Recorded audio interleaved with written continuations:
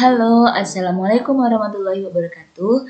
Pada video kali ini kita akan membahas mengenai minimisasi DFA, tugas 5, mata kuliah teori bahasa dan automata. Sebelumnya perkenalkan, saya Vini Sylvia, NPM 191751010 dari kelas B Prodi S1 Ilmu Komputer. Apa itu minimisasi DFA? Jadi, banyak produksi rancangan finite state yang dapat dihasilkan dari sebuah regular expression. DFA merupakan salah satu finite state machine di mana hasil dari konversi sebuah NFA ke DFA yang mungkin belum yang terbaik atau efisien. Jadi, jumlah state yang dihasilkan itu dapat diminimalisasikan dengan menggunakan dua macam metode, yaitu metode partisi atau grouping dan filling table. Perlu diingat bahwa yang bisa diminimalisasi itu hanya DFA. Jadi kalau masih dalam bentuk NFA, itu diubah dulu ke DFA atau DFA ekuivalen. Langsung saja ke contoh dan langkah-langkahnya. Bisa dilihat di sini, di diagram ini. Pertama, pisahkan non-final state dan final state. Jadi kalau dari diagram ini non-final state-nya itu 1 dan 3. Dan final state-nya itu state kedua karena lingkarannya ganda. Lalu masukkan input ke setiap state seperti di bawah. Jika ada lebih dari satu state yang mengarah ke state yang sama dan diberi input yang sama, maka dikatakan indistinguishable. Yang pertama, non-final state itu transisi dari state 1 dengan input A ke state kedua.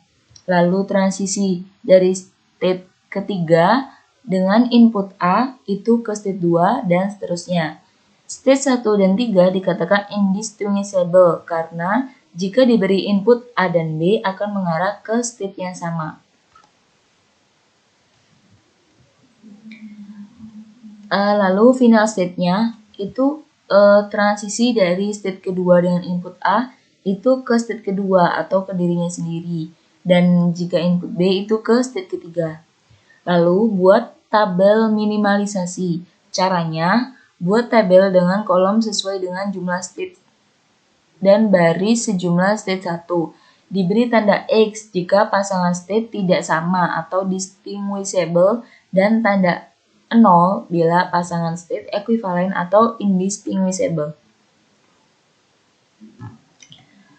Lalu langkah keempat, buat transition diagramnya. Transisi diagram yang diminimalisasi itu seperti berikut. Karena tadi state 1 dan 3 itu jika diberi input sama akan mengarah ke state yang sama, maka dia digabung aja. Jadi satu buletan itu isinya 1 dan 3. Lalu di sini ada metode partisi. Metode partisi itu dimulai dengan membagi seluruh state ke dalam dua grup, yaitu grup final state dengan non-final state. Ini berarti bahwa final state dan non-final state adalah dua jenis state yang berbeda. Oleh karena itu, mereka tidak dapat dijadikan ke dalam satu grup. Nah, contoh bisa dilihat di sini diagramnya. Ini mulai state awalnya itu di state A. Lalu ada inputnya 1, 2, 3. Dan ada state B, C, D, E, F, G, H. Dan final state-nya itu ada di state E. Nah, untuk pembahasan bisa dilihat. Tabel di samping ini adalah fungsi transisi dari DFA di atas. Di sini, state A sampai dengan H adalah non-final state.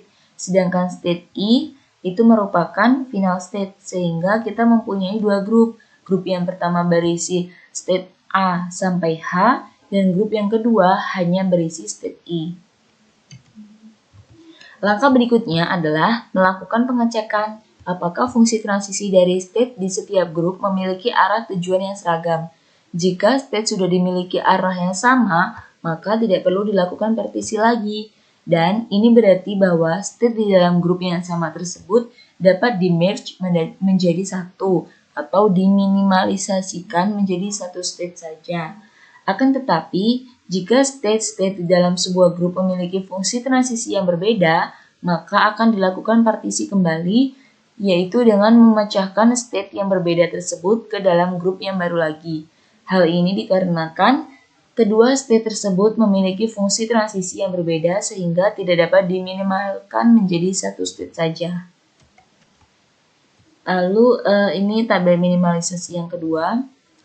Dapat dilihat bahwa transisi yang ada di dalam grup 1 tidak semuanya mengarah pada grup yang sama. Contohnya, di sini adalah transisi state F dan G, H, yang mempunyai transisi yang berbeda dengan state A, B, C, D, dan E.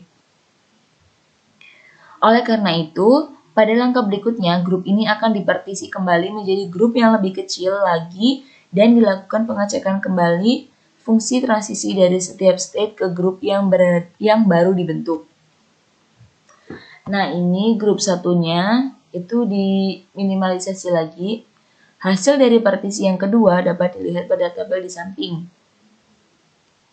G1 itu dipecah menjadi 3 grup, yaitu grup 1 yang isinya state A, B, C, D, E, grup 2 yang isinya F, G, dan grup 3 hanya state H.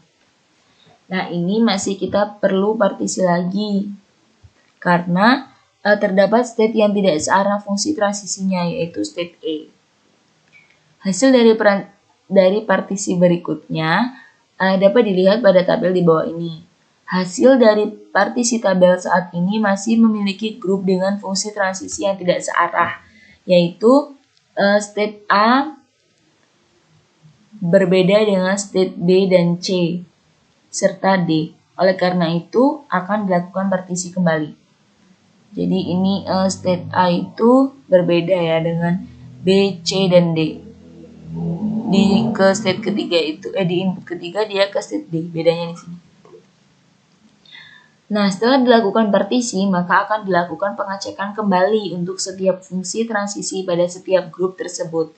Jika semua state dalam grup sudah seragam, maka partisi telah selesai dilakukan dan state yang memiliki arah yang sama di dalam grup yang sama berarti dapat di-merge menjadi satu state saja.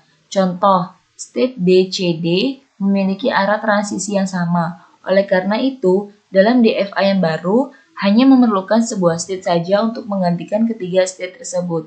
Berikut adalah hasil dari DFA yang telah diminimalisasikan, di mana state yang awalnya berjumlah 9 menjadi 6. Nah, bisa dilihat. Ini yang kita minimalisasikan, itu BCD dijadikan satu state, FG dijadikan satu state. Baik, itulah tadi pembahasan mengenai minimisasi deterministic finite automata atau DFA. Semoga dapat dimengerti dan dapat dipahami. Sekian dari saya. Wassalamualaikum warahmatullahi wabarakatuh.